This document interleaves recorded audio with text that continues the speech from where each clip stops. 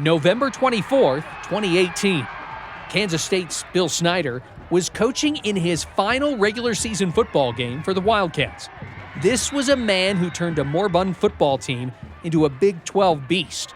Snyder had secured 215 victories as head coach of K-State and only needed one more victory to become bowl eligible.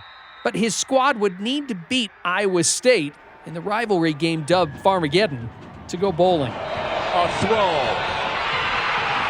Isaiah Zuber! The Cats clawed their way to a 38-21 lead after wide receiver Isaiah Zuber's touchdown catch with 12:27 left in the game.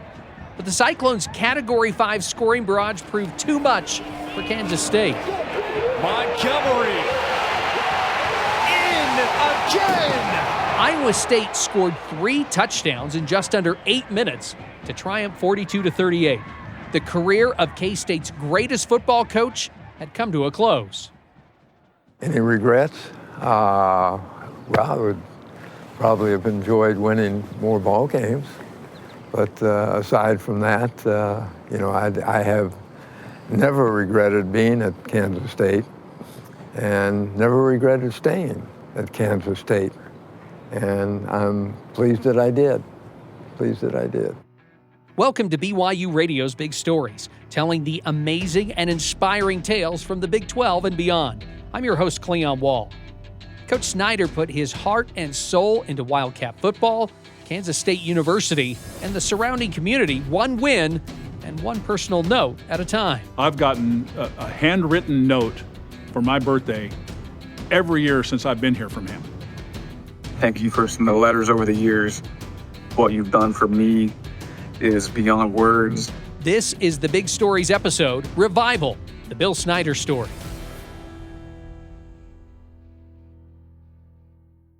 I was born and raised in St. Joseph, Missouri. My mother, Marianetta Snyder, lost her husband when I was very young and raised me. My mother was never 5 feet tall in her life, never weighed 100 pounds. She was the strongest woman I've ever met in my life, strongest person I've ever met in my life, amazing woman, and anything that I may have achieved is all because of her. Bill grew up playing football right outside of his front door. The street in front of us was a brick street, and so I grew up playing tackle football out on the brick street. He continued packing the pigskin in high school and eventually in college at the University of Missouri. And found out very quickly that I wasn't good enough to play there.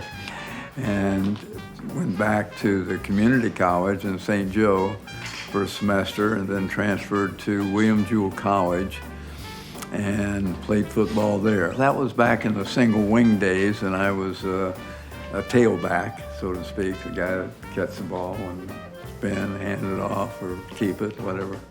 Snyder then moved into the football coaching biz, first in high school and then in the college ranks at North Texas and Iowa under head coach Hayden Fry.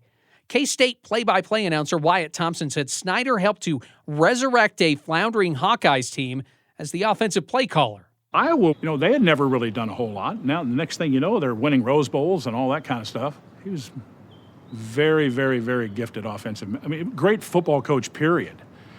But offensively, he was elite. During the 1988 season, the Hawkeyes beat up on Kansas State 45-10. K-State athletic director Steve Miller may have had that game in the back of his mind when looking for a new head football coach. Steve called and asked if I would be interested in the position, and I said no. And he said, well, can I come up and visit? And I said, well, you can if you like, Steve, but I really am not interested in the position, but I appreciate it.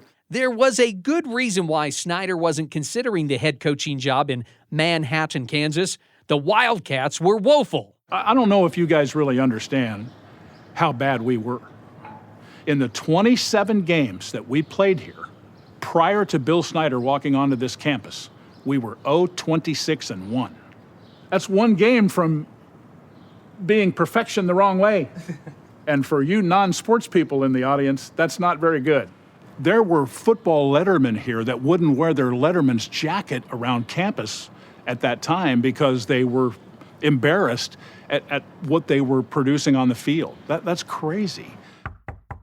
One day, Steve shows up on the doorstep and came in and talked. And Steve asked me if we had an extra bedroom for the night.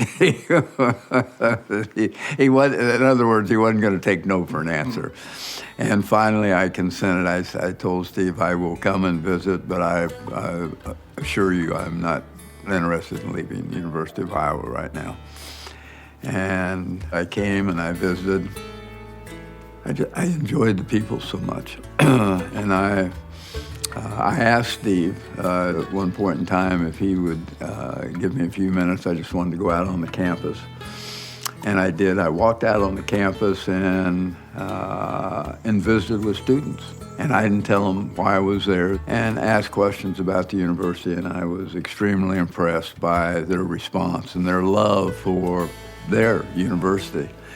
And when I went back, I told Steve I will give serious consideration to this, and thought about it for a little time. And after I got back home, and that was it. Decided to do it. There's a story that was told many, many times over the years, too, about when he was looking into this job. That Bo Schembechler told one of our athletic department people, "Oh, please hire him. Get him out of the Big Ten." In his introductory news conference, Snyder said the opportunity for the greatest turnaround in college football exists here today. I thought it was great, just great opportunity. That's the way I saw it. You know, what happens if you can be a part of changing, you know, the environment here. That was really kind of struck home with me. He's just always had the mindset of doing the right thing, and I guess ultimately coming into Manhattan was just another one of those challenges. Ross Snyder is one of Bill's sons. He's always loved football and always about just improving a little bit each and every day. He took that mentality and just ran with it at K-State. Before the 1989 campaign, Sports Illustrated dubbed K-State as Futility U and described the Wildcats as America's most hapless team. Snyder told the sports magazine, "We will be as good as we can be, and we will not be 0-11. I remember our very first meeting. I introduced myself, introduced the staff, had the players introduce themselves, and I said, let's go out on the field. We had the scoreboard lit up. And when we got out around the 50-yard line, I stopped and gathered everybody together, and I said, I want you to look at that scoreboard. And what I want you to understand is that those numbers that you've seen up there are going to change if you desire for them to change. And I wanted them to have the expectation that they would be successful. As Ross and Bill Snyder walked through Bill Snyder Family Stadium, Ross reflected back on his dad's first season in the Little Apple. You know, my first real memory of this place, besides my little sister in a picture hanging off that pole over there. You remember that? Frank Hernandez down to the final seconds against North Texas. Game-winning touchdown began the beginning of a new era. It was Kansas State's lone win of the season. Hey, they won a game they celebrated. Not games, a game. Being honest, it's the truth. K-State then won 5 games in the second year and 7 games in year 3. In the 5th season, the Wildcats won 9 games and beat Wyoming in the Copper Bowl. I think at the end of the day, what stands out about his offensive mind and prowess is that he changed the game, if you really want to think about it that way. In that, you hear the phrase, the Wildcat now, okay? That happened here with a running quarterback. That changed college football. I remember the first years we were here, looking into that stadium, I mean, it was just multicolored outfits everywhere. You know, give it about 5-6 years, I mean, the seats are filling up with purple everywhere. And just to see the magnitude of which it has come over all these years is just amazing. If I'm being honest, you cannot tell the story of Manhattan and Kansas State without including Bill Snyder. That pretty much says what you need to know about what has been accomplished here. It's legendary with some of the things that he's written to people over the course of time. You know, when you've got a job that takes all the time that it does, you know, you can't spend all your time making making phone calls, but I found that I could always write notes and being able to say, I appreciate a person for a certain thing that they may have done. Whether it's at the office, he comes home late at night, I'll find him on the couch, maybe just listening to some news, and he's always got that pen and paper out, and he's writing out notes, either giving thank yous or possible situations that have arisen, whether it was an injury from a game or words of encouragement to other friends or people he doesn't even know, just to let them know that he's thinking of them in their times of troubles or good things ahead. I could tell you that both of my parents are gone now, but when my dad was in failing health back in the 2011-2012 era, some of the notes that he wrote, not to me, but to my dad. And then my mom, before she passed away, she had breast cancer and all kinds of different things that went on in her life. He always he had that innate ability to kind of relay to you, we're thinking of you. We're praying for you. We want you to do well. A phone call is pretty easy to do. Sit down, write a note, put it in an envelope, put a stamp on it, take it to the post office. All that takes time and effort and probably has a little bit more meaning to it. Snyder's letters and notes have made a massive impression on those who have received them. So BYUtv had some of the recipients respond back to Coach Snyder. Hey, Bill Snyder, this is Patrick Hines from Wichita, Kansas. I received this letter from you beginning of 2015. And this has been framed in my room for almost 10 years now. And I just wanted to say thank you for helping me find the motivation to get my health back on track. Coach, this is Mitch Lepke. Thank you for everything you've done for me. You gave me something larger than life to chase. I've been lucky to be in college coaching for 12 years. You may remember me when I was a senior at McPherson College. You actually were kind enough to take a meeting with me, and you told me to be where my feet are. And where I am is the most important place I will ever be. I can't tell you the joy that I felt opening up my little mailbox at West Hall in the dorms and seeing the official K-State letterhead. I ran upstairs to my roommate and I said, "You won't believe what I've got in the mail." And we just stood there in awe for a couple of minutes. It was really cool. And I keep this hanging on here on my office. You can see the pin right above me. As a reminder of what it means to work hard and to always be kind and to always be thoughtful to people. It's heartwarming to see it on video as it is. You have to realize that's what coaches do, and their teachers do exactly the same thing. A lot of people extend themselves in the lives of others in order to benefit friendships and relatives and people in need. Seeing the impact that you make on all these lives on something as simple as a card and a thank you, and how it can just make such an effect on people. And you continue to do it day in and day out, and I think it's amazing. Thank you. Thank you, son. Yeah. These are handwritten notes. These are notes from the heart, right? And I just always felt like there are a lot of things that set the man apart. That's right towards the top of the list, 100%. As Bill and Ross Snyder were getting ready to leave the stadium that bears the Snyder family name, the coach was asked what letter he would write to his former home away from home.